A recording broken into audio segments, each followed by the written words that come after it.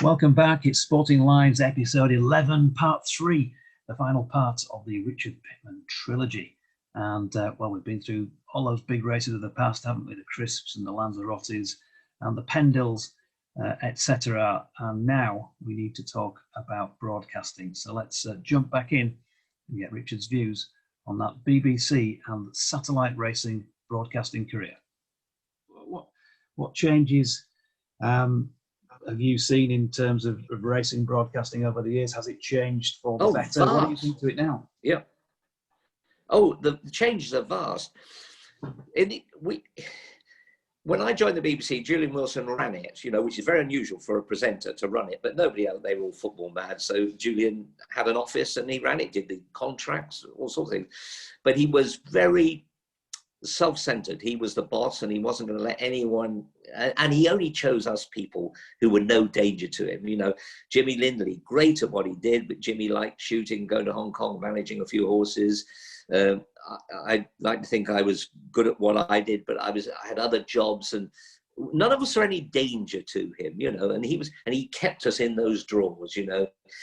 Several times I tried to get out and about, because we were always in little studios or boxes or things, and he wouldn't have it. Now, it only occurred to me a bit later. I mean, he used to Brill-cream his hair to make the grey look black, and he wouldn't go out in case the wind just pushed it around. He was a little bit vain. And so we were stuck, and he thought all the viewers read the Telegraph, the Guardian, and the Times. No, a lot of people read the Daily Mail and the Sun and other, viewers. So, and he did say to me when he joined, now look, he said, you're very talkative and you understand the game, but you've got to realize I am you and you are non-you. I mean, that's your persona, meaning, I'm correct and you're just a jolly jockey. So as long as we know that, that's fine. And, I was kept in my drawer as paddock commentator, but occasionally, no, not occasionally, every year he would go away for 3 months when there was little on over Christmas, initially to Barbados, that's with connection with Michael Stout, and then to South Africa. So I had 2 or 3 months of enjoying being the boy, you see. And there was a horse called Oh So Grumpy. So, of course, it came. I said, the next one we're going to see, a very interesting horse from Ireland, Oh So Grumpy, named after Julian Wilson. Yeah, good line. Yeah, I thought. When he got back, he said, just because I was 4,000 or 5,000 miles away, don't think I didn't know what was going on. And so Jules would never let us get out, and we should have done. And funny enough, when he was away again, or I took over other times when he was ill, I did a day at the Cheltenham Festival, Aintree, those sort of things when he wasn't well on a couple of occasions. I got the producer who was a football man to let me out, and I went to the start at Worcester, and we did the betting from the course, which used to come in the studio, and it was adventurous. Anyway, Julian came back and didn't like what we'd done. I never saw the producer again. He disappeared back to Wales. It's a harsh old time. Now, I don't think, I mean, Julian was great in that era. What he did, he was a professional, an utter professional, knew the game inside out. He was a good punter, big punter, as was Peter O'Sullivan. And I might be digressing, but I got a card of one of the last races Peter did, where he did his own colouring and his comments, you see. And because he was frugal, on the back of this big card, he'd posted in 2 other races of the day, and they were small fields. And in the margin was 10,000 to 700, and all his bets were listed down there. I mean, Peter was a big punter, and a successful punter, because he had the ear. People loved him and trusted him. Lester Piggott, Vincent O'Brien, people trusted Peter, great man.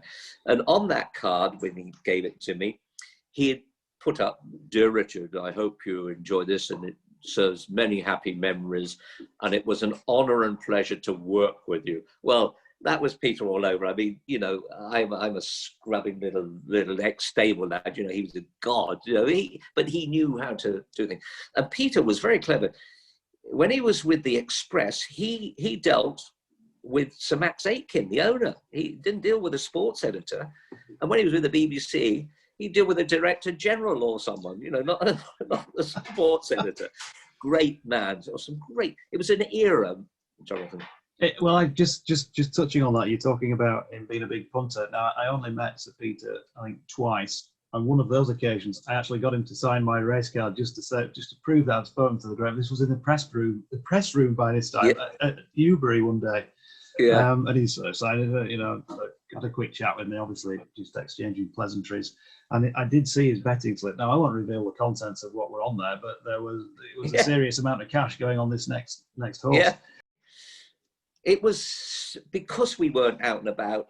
My mother could have written a script for racing. We knew what we were going to do, and we did. Your initial question about half an hour ago was the difference. I mean, look at where they get the access they have. You know, the jockey cams have come on a million miles. By the way, I rode around the National for the Beeb with a camera. I remember that. Yeah, we'll get back to that maybe or maybe not. Harvey Smith, was he? Harvey Smith. That was before me, but right. I actually went around with Lester Pickett's daughter Maureen Haggis, and Ernie Fenwick, who was an amateur. But the access they've got, you know, and cameras in the stalls, and they can go anywhere now because racing knows they need the television to bolster things, to advertise for the sponsors and everything. You know, we were only allowed to mention sponsors twice, you know, now they're everywhere. That's life. No, I think their access is brilliant. And I love the team. They've got people to cater for everyone. But punters are pretty vitriolic. You know, it's Marmite, isn't it? You either love someone or you hate them. And I think someone who's grown tremendously since he started is Luke Harvey. You know, Luke was a jobbing jockey in his own mind, and he would say that. You know, he has done very, very well, and he's knowledgeable, and he's funny, and he doesn't mind taking the mickey out of himself. But that will annoy someone else, you know. No, I think the world on. To me, the outstanding person, pundit, Norman Williamson was great, but we weren't able to get him very often. He was brilliant. Ruby Walsh has taken it to a different level. Even from McCoy and Fitzgerald, McCoy is head and shoulders. I saw him do a thing around Cheltenham with Lydia Hislop, and what he described, how a jockey thinks, not just, I go here, I don't go here because of this, and I don't make ground up there. And when I go up to that bit of a slope, you want to get a breather then. Let them come to you and let them exhaust themselves while you're filling your lungs. He was brilliant. And I just am so in awe of him as a pundit. I just gold dust. I mean, as somebody who's watched it for years and worked in racing broadcasting, but mainly radio-wise, I would say that when I watch Ruby, I could sum him up in 3 words, and that is no stone unturned. You can imagine that the quality of him as a jockey and the preparation he put in. I know he was riding horses that were miles better than the rest quite often, but you've got to start somewhere. You know, he just gives the impression that he would watch every possible bit of footage. He'd speak to as many people as he could. He'd still have his own opinion, you know. Yeah. And he's probably clever enough to change that, if you like, as he sees fit during those conversations and that homework. But Jonathan, doesn't he weigh up a race afterwards? You know, I can only watch about 3 horses in a race. He sees everything. And a bit of Ted Walsh's father in him, but Ruby's more refined. You know, someone will say, Daddy, you know, this day's Zoom, they'll go to him in his home and say, and what about the second? Do you think it would have won if it hadn't? No, it wouldn't. You know, he's adamant. And I listen to him. You know, not that's any great question, but I think, yeah, you're right. You are right. And you said it, you know, and he's not flowery about jockeys. You know, he doesn't bat them out of the park, but he gives a great praise of everything. I can't praise him enough. I just think he's what it should be. Having watched him ride in those big races, you know, I've said to numerous people that if I had to pick one jockey to ride for my life in a Grade 1 race, you know, on the right horse, I would have him every time, and apologies to AP and the Skews and all the greats, the Frankhams, because there was just something cold, calm, and calculating about Ruby, how he got on with the job. You might want to say that about some of those others as well, but he just got the job done more often than not. And I know that people crab him for falling at the last on a few occasions, but you've got to put the horse in the race to be able to fall at the last when you're still in with a winning chance. Yeah. No, I totally agree. The difference I would say with Frankham is his jumping, his presentation at a fence is outstanding. And you say ground gained in the air jumping is cheaply won as opposed to galloping it. So that's where Frankham was absolutely, and he always had a brain. The first day I did Newbury for the BBC, just retired, Frankham's got the job. I went up to the top of the stands, press room, to look at the course from a different aspect. And I saw this guy walking down the back straight, and I picked my binoculars up. It was Frankham. And he was going down the far wide outside hurdle race and loosening the outside bit of the hurdle until it went down. And then he'd go around the other side and pick out a strong bit of birch and prop it up. And he did it all the way down the back straight. And I watched him mesmerized up the home straight.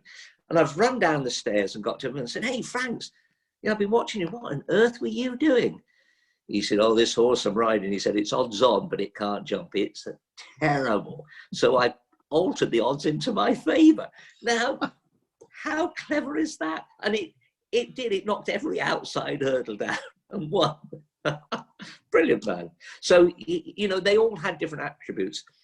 McCoy, I've never known anyone with a pain threshold like his, and the tunnel vision of Usain Bolt and all the rest of it.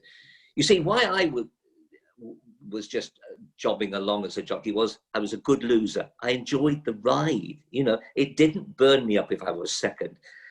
McCoy could have 3 winners and then a second. He'd be bashing himself to pieces, and he'd go out in the next race and give it the ride of the century as if he'd never had 3 winners earlier. His pain threshold was amazing. I've seen him pick himself up in bits and then a bit of gas and air right in the next race. Skew was brilliant. He changed, as you know, the face of racing with Martin Pipe, making the running on these skinny little things. Yeah. The field come to him and go away and win 20 lengths again. They changed things. Dunwoody was tunnel visioned. I feel sorry for him because who am I to be sorry for him? He had to stop riding because his shoulder didn't work for a couple of seasons, and he managed to disguise that. And he had to stop. He was stopped from race riding. He didn't go out on his own terms. And it's taken him a long time, if he's still even got over it now. That's why I used to walk to the North Pole and climb Everest and do these things. He needed to be challenged. So I think each era has very, very good jockeys. I did read Richard's book. I read your book as well, Good Horses Make Good Jockeys, which I found, of all places, I was too young to be buying books at the time that came out, but I did find it in a second-hand bookshop in Hawes up in North Yorkshire, not far from the Midland stables and all the rest of it. When I was on a day trip out there, probably 20 years 25p. No, I don't think it was quite that much. Don't exaggerate. It might have been about 15, I think, or 10p. But so that was interesting, and that's where I first sort of really learned about Killiney. Reading about that, and then obviously you've gone on to write both fiction and non-fiction books with great success. Yes. Is there another book in you? Is it an autobiography? Yeah. I wrote with Joe McNally, a good friend of mine, because he knew about betting. I wrote for Sporting People all my life, never had to worry about betting or anything. I didn't know anything about it, didn't know a bookmaker. And we stopped. I've been 9 years ago, I suppose. We did 7 together. But Joe wanted to go a bit darker than I wanted to go, so he wrote a few more on his own. During lockdown, I wrote 47,000 words to start, or halfway through my second autobiography, because there's so much we haven't touched on within those years of the Grand National, the IRA bomb threats, the void race, you know, Aldeniti. Yeah. To be part of these things was magic, you know. So I've written, but like I've been with you today, I wasn't acerbic about Julian, but I was critical of his leadership. But anyway, so, and then I was critical of a press member who was very loud and thought he'd invented racing, and joined the BBC as a gopher, but told everyone in Lambourne he was assistant producer. And he took against me because I challenged him when he'd say at these meetings we had in the morning, I'd challenge him. I said, no, you're wrong there. You know, you've never ridden on this course. I can tell you this. And from then on, he would do everything he could to upset my apple cart. But in the sense that I'd been there a long time, I had some gravitas, you see. I mean, for instance, they'd say, in the meeting, and we'll do McCoy today. Richard, get McCoy at such and such. And he'd jump up and say, no. He said, Norman Williamson would do it better. He knows McCoy and that sort of thing. And I didn't challenge that. I couldn't give a monkey who did what, you see. And these sort of silly little things.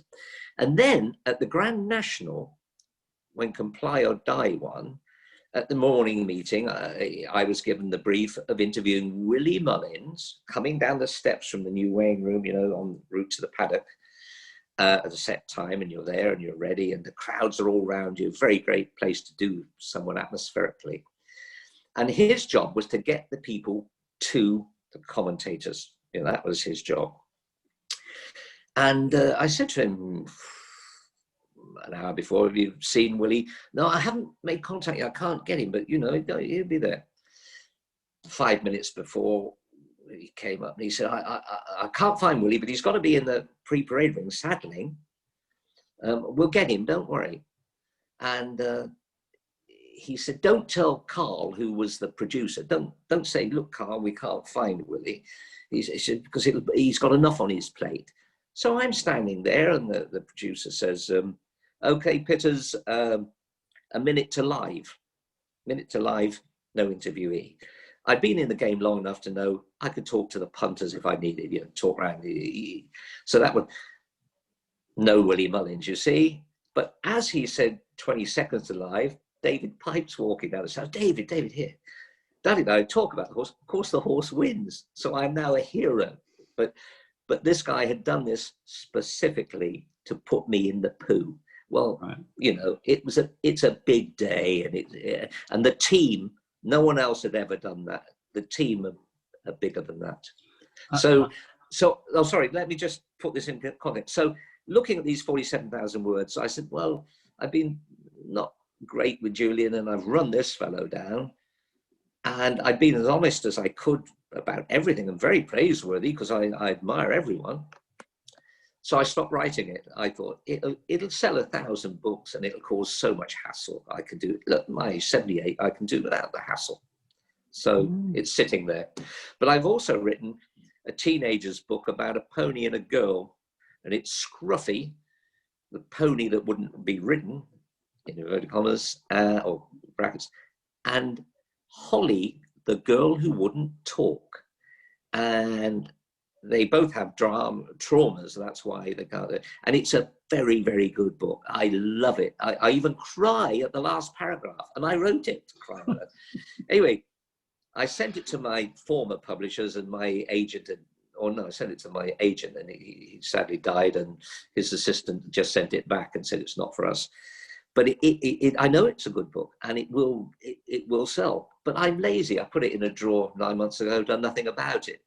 But I am going to contact a very good cartoonist called Birdie, who does great. I mean, he put one on the other day after the inauguration day of the horse Getaway Trump, kicking Donald Trump up the backside with a big hoof mark on his backside, and him flying with his hair all over Getaway Trump. Very pertinent. I'm surprised the Racing Post don't use him every day because he's on the button. Yeah, he's quality, isn't it? So you're going to give us a Sporting Lives exclusive and name this BBC person? No. No, he'll know. He'll know. Don't worry. Yeah, well, listen, we've all, I can speak from personal experience, we've all had somebody like that as well. So I sympathise, empathise. Just if we can then briefly, if you've got the time, I mean, we've been on a long time. We could have done Richard Pitman the series, actually, rather than Richard Pitman the episode. We'll probably split cut it in half. Yeah, Jonathan. we'll cut it in 2 or 3. Talk to me about the 2 nationals in the 90s. I mean, I almost went 93, but for some reason, at the last minute, I was a working man not doing media in those days. I didn't go, and I was really relieved having seen what happened that day. And then I was there in 97, which was the year I started doing media work. So on that 97 National Day, I was actually running a stag trip with a load of lads. I was best man for a friend.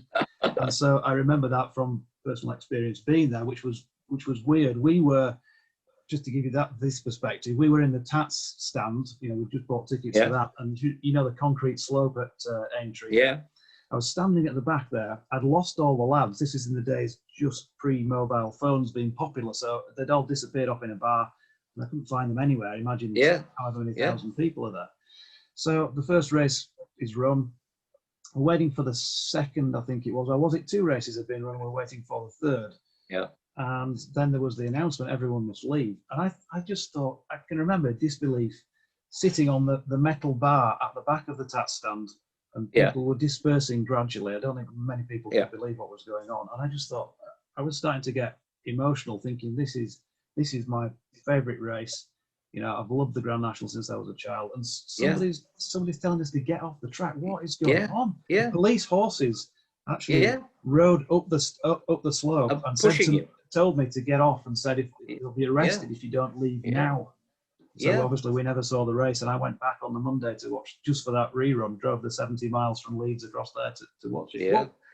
What about that? Was an experience of a race goer on the track, just Jimmy Punter at the time. What about you? Amazing. I was in the paddock actually on air live when we first got the news of it, and the producer said, "Don't stop talking, but listen, we're going to give you some shots shortly. They're evacuating the Queen Mother stand." Or was it the Princess Royal? Princess Royal, is it? I don't know. Yeah. And so talk about it. And what you talk about, because you don't know what's happening. And it was just this stand, you see, being ushered out. And I said, "Oh, we'll have an interruption, a bit of a delay here. I would imagine that a fire alarm's gone off, you know, and it'll all be sorted out in 20 minutes. We'll all be back, and National will be great, you know." And then, of course, it all gathered momentum, and then they brought in other people. Oh, before that, I'm talking still, you see, off the top of my head, and 2 female Liverpudlian police officers came in and said, "You've got to evacuate now." So I've switched off, you see, my sound. And I said, "I'm sorry, I'm live on air." They said, "You're not now." They picked me up by the elbows and took me out. Of course, all your clothes are in there, you know, I'm in my shirt sleeves and my briefcase is in there, and we've checked out of our hotel. But having watched it evolve after that, I mean, it was a brilliant piece of television, because they went back, didn't they, through everyone, and Des Lynam, the anchor, was brilliant, and everyone else, you know. And then finally, when no police had got to, Jim McGrath, right down by Beecher's Brook, up a scaffolding in a box, spoke for 24 minutes, you know, about what was happening. It was a masterpiece. He was quite, I mean, he's brilliant, Jim McGrath. He was fortunate that he had as his race reader, guy, I can't remember now, young Brown, who works up for in Scotland for Gordon. Sky. Yeah. Gordon, yeah. I say young Brown, he's probably your age. Than me, yeah. But, you know, to talk for 24 minutes about things like that, quite amazing.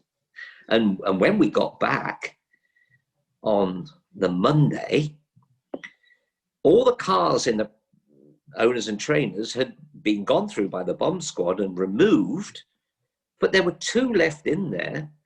A Range Rover, which I believe was Adam Ogden's, which had a rack of guns in it, and it was open, and ammunition. Well, of course, they're going to look into that. And mine. And I've walked up to it, and bomb squad people aren't funny. You know, I joke with everyone. If they look at me, I joke with them. I walk up and they're going nudge, nudge like that. And I got there and I said, what's up, boys? You know, what, my car. They said, you know. I said, no, I don't. So they sprung the boot, and there in the boot is a fully inflated blow-up rubber female. I used to do evening speaking, and the night before the National, you could go to a golf club and earn good money, you see. And I'd got a wig and a whip and tights and do silly things. And it wasn't rude, it was funny with a nude female who had a swimming costume. But there she was in all her glory, lying in the back, blown up and hunched up with that arm. Oh, I mean, I didn't explain because I was as deep, and they just roared their heads off, you know. But what a time that was. And then for Princess Anne, and was it John Major was the Prime Minister, to attend on the Monday, I think so. Yeah. You know, for them to say, well, to hell with this, you know, we're British, we're stronger than this, and to come and support it, I think. And the people of Liverpool, what they did for everyone. And can you imagine the jockeys who were all ushered out in their breeches and boots and colours, and eventually ended up in Liverpool and going to nightclubs? They didn't care, you know, in their colours. They had no clothes, you know, because all the cars were prohibited from leaving.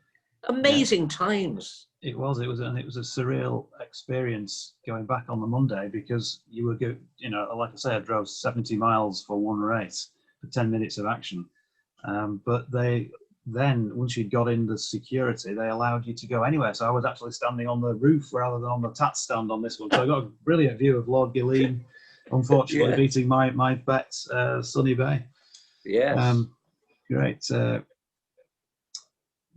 Great. Well, strange occasion, but a notable occasion, I think, rather than a great occasion, I suppose you'd have to say. Yeah. 93. Yeah. I mean, that was just bizarre, wasn't it?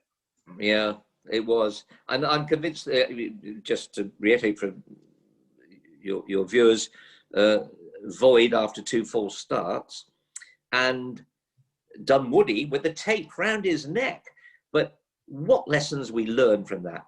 The flagman in an ordinary dark suit with a flag, you know, that big, dark red, you'd never see it. But I think he did move out of the way a bit, you know, whereas now for the National there are 3 flagmen, and they're in white coats, and the flags are as big as the Union Jack you see on Buckingham Palace. You could not, and then there are people further down the course, you know, if need be, to get on. So we learn that. But the starting tape, 50 yards wide, elastic, like that, blowing in the wind. I mean, it was waiting to happen. So, but I love the starts now, Jonathan. What they've done, the BHA, brilliant. Where you must walk or trot in.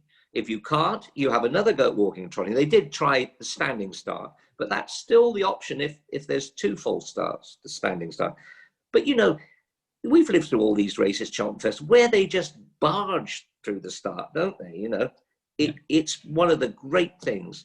And another thing, if I'm beating the drum, and if you want to go back to the other race that's good, is the fact that they can only ride jockeys at 1 meeting now. This has given the chance for so many other jockeys who don't get recognition to now get it. I hope they keep that. Well, we'll see that they don't always follow good sense, the common sense with the decisions that they make, but things seem to be improving from the days when everybody was double-barrel surnames and all that. Cholmondeley Warner and Hibbert Foy, of course. Foy. But it was military run, you see, wasn't it? And can I just tell you about Hibbert Foy? My wife's giving me wind-up signals here. Sure. But, on that year, I'm in the paddock with Bill Smith, which was right over near the Liverpool Road in a scaffolding thing with a shed on it. And having done my bit and handed over to Peter to do the parade, I'd taken my coat off. You know, I'm lying back, loosen the tie, and I'm thinking, in the chair, well, we got through that okay. And Then all this is happening, and the producer, Hoppo, Martin Hopkins, shouted in my ear, "Pitman, get off your fat backside and get down there and find out what can happen." So I've run out, you see, in panic mode, and we had planks, scaffolding planks, which our hut was on this scaffolding, wet, and I slipped up, and I'm a little fat fellow, winded. So we all have people with us to make sure we get there. So this guy, big guy, picked me up with one hand by my overcoat and has rushed me, and I'm still, winded, not walking, and he's pushed me through the crowds, knocking people over, because that was his job.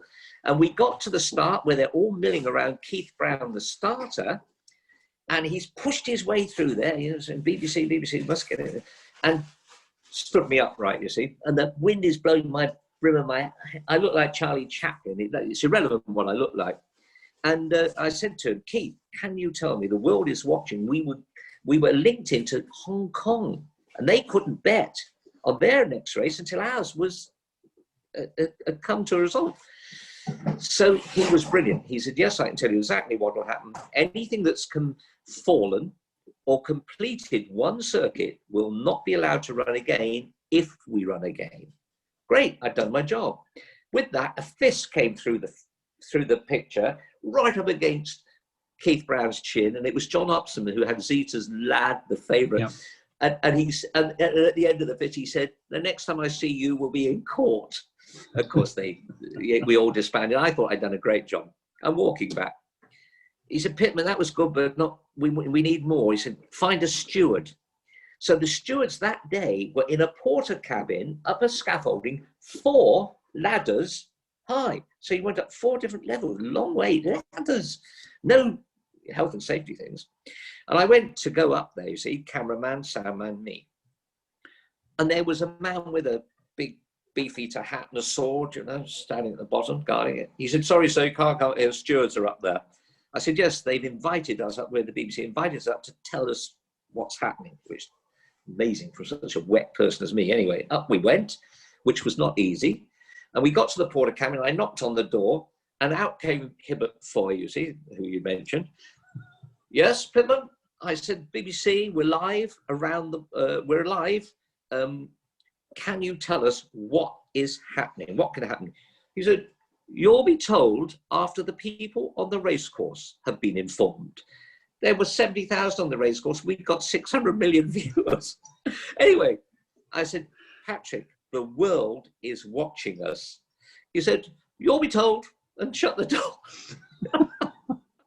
Well, that typifies an age of racing that we hope is probably somewhere behind us now. Richard, listen, you're getting the nod to go. So sorry, Mandy, for keeping him for so long, but he's such a great talker, as I'm sure you're fully aware. From the last 40 odd years. Fantastic to talk to you, real privilege for me, from the little boy who got the autograph at Weatherby Racecourse back in those days, and all the Crisp and Pendle. Wonderful to have you on Sporting Lives as a guest. Many thanks for your time, Richard. Thank you. A COVID-free future, and that 80th birthday schooling ride that you've talked about as well. All the best with that. Good memory. We'll be there. Thank you very much, Jonathan. You're a gentleman. Many thanks once again to a great guest for episode 11 on Sporting Lives, Richard Pitman. Now, don't forget, you can, of course, keep up to date with what's going on with the podcast, who might be on next, etc. Some great guests lined up as well for 2021. So do follow on at Sporting Lives 1 on Twitter, or at Sporting Lives 1 on Facebook. You can, of course, get in touch on email on jonathandoidge@hotmail.com with comments on the pods, or indeed any suggestions for future guests. Many thanks for your support once again. Thanks to Richard Pitman, and we'll see you next time on Sporting Lives.